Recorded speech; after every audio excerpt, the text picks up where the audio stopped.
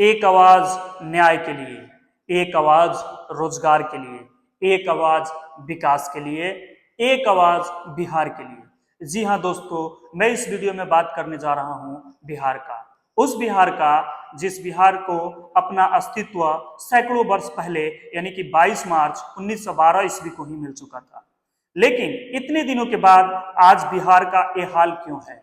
आज बिहार के लोगों को दूसरे स्टेट के लोग हीन दृष्टि से क्यों देखते हैं? आखिर इसके पीछे की सच्चाई क्या है? तो आइए जानते हैं दोस्तों कि आखिर बिहार का ये हाल इस समय क्यों है।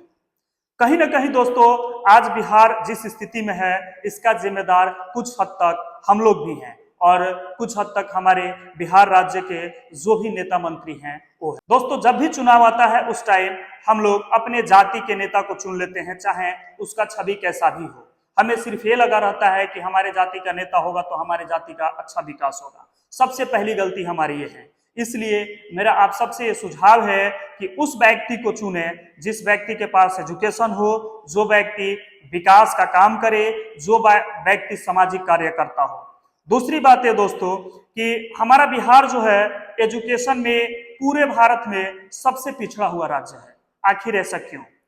दोस्तों सबसे पहली बात है कि हमारे बिहार राज्य में ना तो अच्छे कॉलेजेस हैं और ना ही अच्छी एजुकेशन व्यवस्था है, जिसके चलते लाखों की तादाद में प्रत्येक वर्ष हमारे बिहार राज्य से छात्र छात्राएं दूसरे स्टेट में एजुकेशन प्राप्त करने के लिए जाते हैं, जिसके चलते दूसरे स्टेट के लोगों को रोजगार भी मिलता है और हमारे बिहार राज्य से प्रत्येक वर्ष करोड़ों रुपया एजुकेशन के लिए दूसरे स्टेट में जाता है। तो सबसे पहले हमारे गवर्नमेंट को इस पे ध्यान देना होगा और बिहार में अच्छे कॉलेजेस का व्यवस्था करना पड़ेगा, जिसके चलते हमारे बिहार राज्य से छात्र छात्राएं दूसरे स्टेट में स्टडी करने के लिए न जा पाए।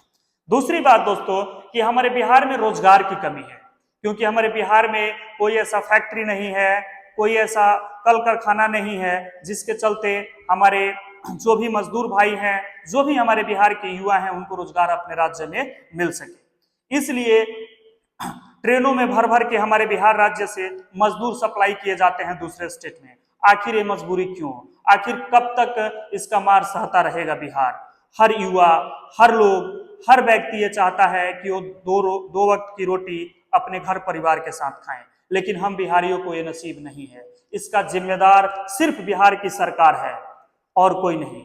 दोस्तों हर साल, हर 5 साल बाद हमारे साथ झूठे वादे किए जाते हैं कि ये फैसिलिटी होगा, ऐसा होगा, हम एजुकेशन सिस्टम में सुधार करेंगे, हॉस्पिटलिटी में सुधार करेंगे, बट ऐसा नहीं होता है।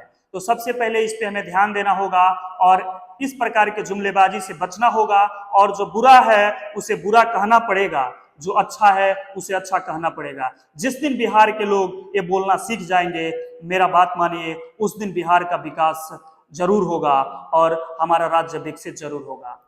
हमारे बिहार राज्य के माननीय हमारे मुख्यमंत्री सुशासन बाबू यानी कि नीतीश कुमार जी ढिढोरा पीटते फिरते हैं कि बिहार राज्य में दारू पूर्ण रूप से बंद है, लेकिन सच्चाई तो ये है कि आज बिहार राज्य के प्रत्येक कोने में, हर गांव में, सब जगह पे दारू मिलता है। ठीक है, प्रशासन भी जानती है इस बात को, वहां के नेता मंत्री, एमपी, एमएलए सब लोगों को ये बात पता है, लेकिन उसके खिलाफ कोई आवाज नहीं उठाता। आखिर ऐसा क्यों? तो मैं सभी युवा साथियों से ये निवेदन करूंगा कि आप इसके खिलाफ आवाज उठाएं और बिहार को सुदृढ़ बनाएं। दोस्तों हमारा बिहार वो है जो पूरे विश्व को शून्य का ज्ञान दिया। हमारा बिहार वो है जो इस भारत देश को प्रथम राष्ट्रपति दिया। इस बिहार में गौतम बुद्धा, महावीरा और लोकनायक जयप्रकाश नारायण जैसे व्यक्ति का जन्म हुआ। और तो हम बात कर रहे हैं नालंदा विश्वविद्यालय का, उस विश्वविद्यालय का जो कि दुनिया में मशहूर था और प्रत्येक कंट्री से बहुत सारे स्टूडेंट आके यहाँ पे स्टडी ग्रहण करते थे। फिर भी बिहार का आज हाल क्यों है? दोस्तों हमारे बिहार के, दोस्तों हम उस बिहार की बात कर रहे हैं जिस बिहार के लोगों के पास इतना ताकत होता है कि वो पहाड़ के चीर को भी रास्ता बना देते हैं। जी हाँ, दशरथ माझी के बारे में आप जरूर सुने होंगे। तो आखिर कब तक बिहार ये अत्याचार बर्दाश्त करता रहेगा? अपने ही देश में बिहारियों को हीन भावना से क्यों देखा जा रहा है? आखिर क्या इसका जवाब सरकार के पास है? नहीं है।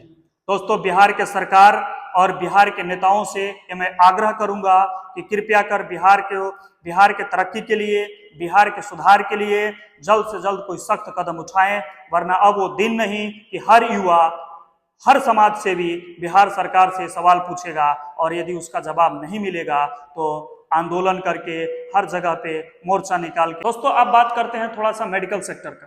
दोस्तों बिहार राज्य में आज मेडिकल सेक्टर का हाल ये है कि जब कोई नेता मंत्री बीमार पड़ता है तो वो लोग गवर्नमेंट अस्पताल में यानी कि सरकारी हॉस्पिटल में इलाज कराने के लिए नहीं जाते हैं, खुद उनका इलाज किसी प्राइवेट अस्पताल में या किसी दूसरे राज्य में होता है। आखिर ऐसा क्यों?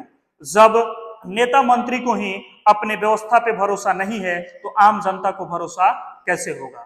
तो इस पे भी विचार करना चाहिए। और बिहार राज्य के जो स्वास्थ्य मंत्री हैं उनसे मेरा विनम्र निवेदन है कि कृपया आप बिहार के मेडिकल सेक्टर में सुधार करें और जिसके चलते एक आम व्यक्ति भी आसानी से इलाज प्राप्त कर सके। दोस्तों बिहार में बढ़ रहे भ्रष्टाचार के खिलाफ आवाज उठाना मेरा मेन मकसद है।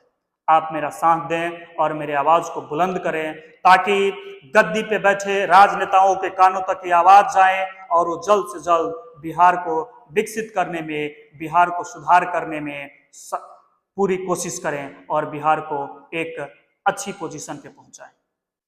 जय हिंद, जय भारत।